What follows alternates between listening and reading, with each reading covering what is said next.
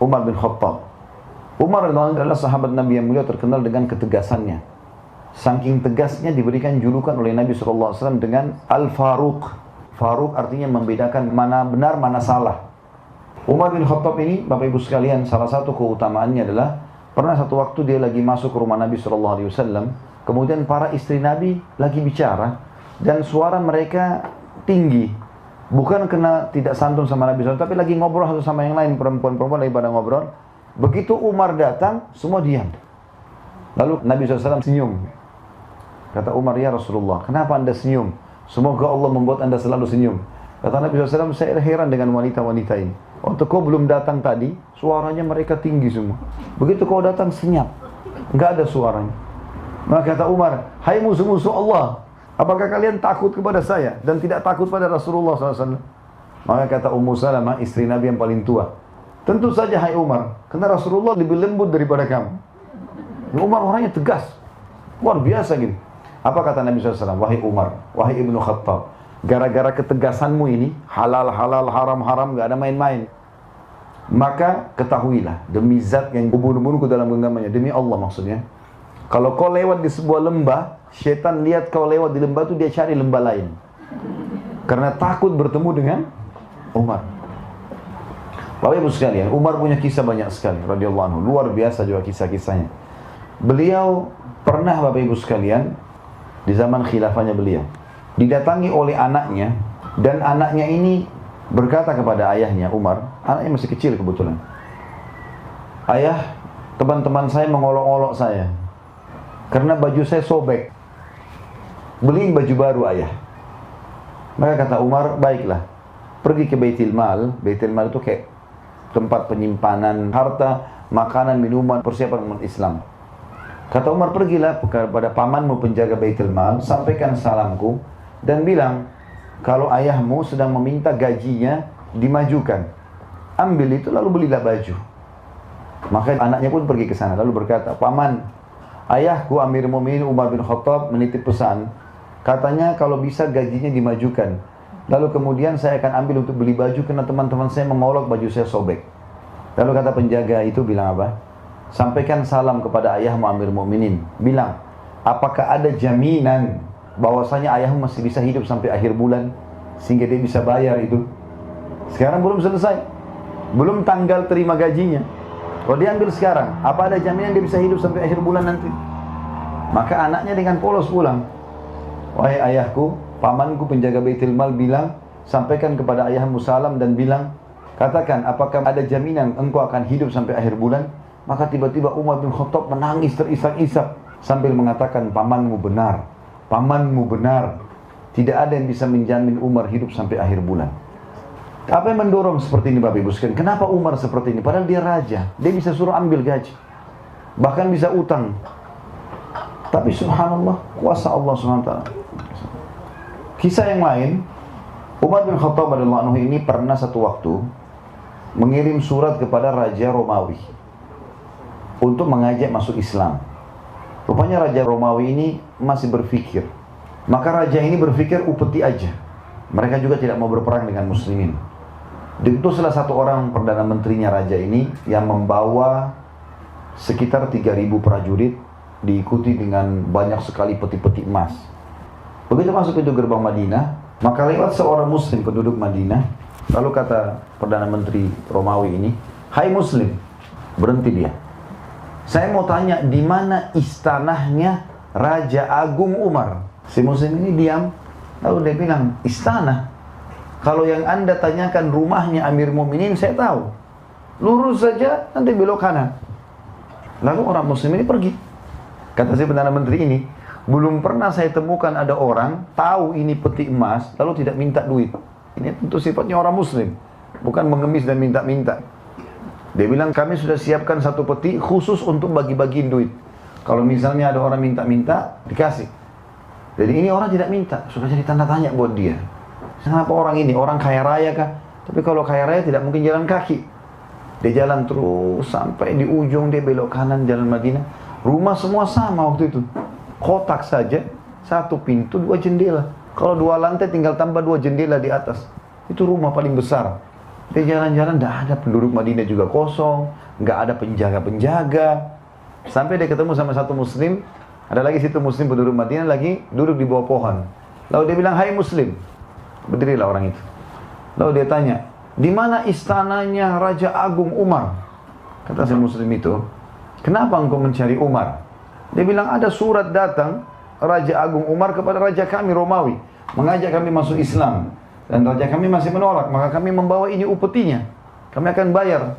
Lalu orang itu pun melihat kiri kanan, dia lihat banyak sekali peti. Ini orang lagi bicara sementara dia di bawah, Perdana Menteri di atas kuda ya. Kata orang itu, bagaimana kalau yang di depanmu ini Umar? Maka orang itu bingung, apakah anda betul Umar? Kata dia, iya, saya Umar. Turunlah Perdana Menteri ini. Begitu menghadap depan Umar, lalu dia mengatakan, asyhadu an la ilaha illallah wa anna Muhammad Rasulullah. Masuk Islam. Kata Umar, kenapa kau masuk Islam? Dia bilang, saya sudah lama dengar nama anda. Dan saya sekarang baru tahu, kenapa orang-orang di negeri saya kalau dengar nama anda, saya sudah ketakutan. Anda di sini ngapain? Di bawah pohon Amir Mu'minin. Dia bilang, saya lagi tunggu baju saya dicuci. Umar bilang, dia cuci bajunya sendiri, dia gantung depan rumah. Saya lagi tunggu kering. Jadi, duduk di bawah pohon. Apakah anda tidak punya pengawal? Nggak ada pengawal. Saya bersama dengan Allah. Dia bilang, gara-gara itu saya masuk Islam. Umar bin Khattab tidak punya pengawal, tidak punya pendamping. Duduk sendiri dengan keyakinan bahwasanya dia bersama Allah. Dan di zaman beliau, itu Islam sudah menguasai setengah dunia. Karena tahun 15 Hijriah, utara Jazirah Arab, negeri Syam dan Turki bagian Asia takluk di tangan Umar bin Khattab yang dikirim pasukan dipimpin oleh Abu Ubaidah bin Jarrah dan Khalid bin Walid radhiyallahu anhum ajma'in. Dikenal dengan perang Yarmuk gitu ya. Tahun 16 Hijriah, diutuslah pasukan ke Persia, takluklah Iran, Irak, Afghanistan, Rusia. Pada saat itu dipimpin oleh Sa'ad bin Abi Waqqas, panglima perangnya Umar bin Khattab, dengan 30.000 orang mengarahkan 240.000. Umar berkuasa dari tahun 13 sampai 23. Tahun 20 Hijriah, beliau utus lagi pasukan 8.000 orang menuju ke Mesir, dipimpin oleh Amr bin As radhiyallahu anhum ajma'in. Tembus Mesir, Afrika Utara, Mesir, Tunis, Jazair, Maroko, seluruh Afrika bahkan Spanyol nanti terbuka masuknya Islam di sana. Setengah dunia dikuasai, nggak ada pengawalnya satupun. Apa yang membuat Umar bin Khattab bisa lakukan ini, Bapak Ibu sekalian? Bahkan Umar bin Khattab tidak pernah tidur di malam hari kecuali sudah keliling Madinah, tidak ada pengawalnya, sendirian jalan. Kisah yang masyhur mungkin Bapak Ibu pernah dengar, kalau sudah mendengar alhamdulillah, kalau belum dengar bisa diambil pelajaran. Satu malam Umar bin Khattab pernah sakit 3 hari. Nggak keluar, dan biasanya beliau keluar setiap hari. Lihat orang-orang Madinah kalau sudah tidak ada lagi yang perlu baru dia tidur. Sendirian jalan. Hari keempat beliau keluar.